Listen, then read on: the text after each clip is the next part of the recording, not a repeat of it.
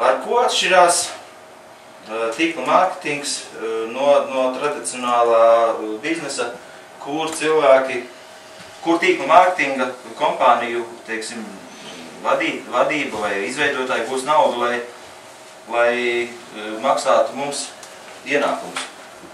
Apskatīsimies, no kā sastāv tradicionālais mārketings. Tradicionāla mārketingā ir rūpnīca, vairumtirgotājs, noliktavu, veikals, reklāma, patērētājs. Tāda ir secība, faktiski, kā produkts nokļūst no rūpnīcas līdz patērētājiem. Rūpnīca atstāja sev apmēram 40%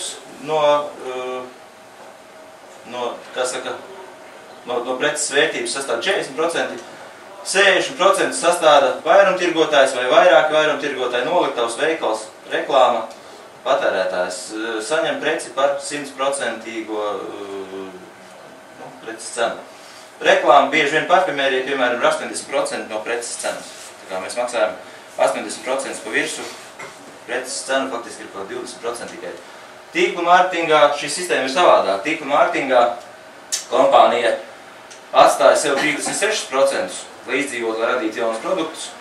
Un šos visus, kas šeit bija vairumtirgotājs, noliktavu, veikals, reklāmas, tie ir miljardiem dolāru pasaulē, ko pelna starpnieki. Faktiski tie visi būtu uz tādu starposmu. Šajā gadījumā tīkla mārketingā šo starpnieku lomu, jeb šo visu lomu spēlē tīkla mārketinga uzņēmējs. Tas ir mēs, tie, kas esam neatkarīgie kompānijas pārstāvi, kuri dalamies arī ar iespējām, par produktu, par kompāniju, par biznesu. Faktiski tādā veidā mums ir no kā saņemt ienākumus, jo iztrūks šie visi pārējie liekie posmi savā ziņā, teiksim, varētu tā. Un arvien vairāk parastā tradicionālā biznesa kompānijas arvien vairāk izmanto tīkla mārketinga modeli savu preču virzīšanai tirgū, jo tas ir viens no efektīvākajiem veidiem, kā to darīt.